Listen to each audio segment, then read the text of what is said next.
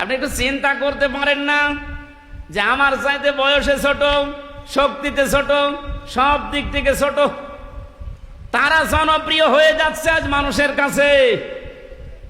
তাদের আচার ব্যবহার, তাদের চরিত্র, তাদের অ্যাক্টিভিটিস, কাজকর্ম, তারা যা যা করে মানুষ আজ তাদেরকে অ্যাকসেপ্ট করে, গ্রহণ করে নেয়, তাদেরকে ভালোবাসে। আর আমি এত পুরাতন মানুষ, আমাদেরকে দেখলেই মানুষ খালি সাদাবাজ বলে। আমি একটু পাল্টাই, একটু ভালো হয় না, তোরেই মেরে ফেলবো, কেন তোরে মানুষ ভালোবাসে? বলেন তো বাংলাদেশে এখন এরকম কাবিল নেই? আপনি কি আন্দাজে বলেন নাকি ঠিক আছে? এদের পক্ষে একটা হাদিস পড়ছিলাম, নাকি বলবো না? বলবো। মুসলিম শরীফের হাদিস, আন আবি যাররিন রাদিয়াল্লাহু তাআলা আনহু قال قال النبي صلى الله عليه وسلم من ادعى ما ليس له فليس منا وليتبوأ مقعده من النار। মুসলিম শরীফের হাদিস।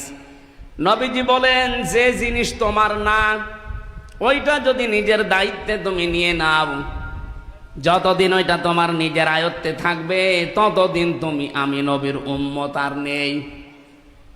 বলেন তো, আগস্টের 5 তারিখের পর থেকে বাংলাদেশে বহু মানুষ এমন অন্যের জিনিস নিজের দখলে নিয়ে, বাবা শাহজালাল সব হালাল।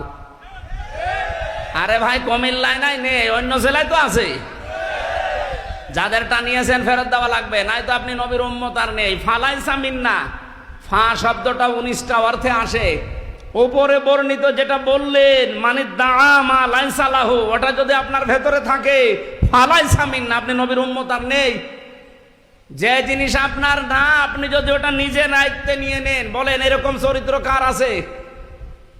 যার আছে তাকে বলছি এটা ফেরত দেন।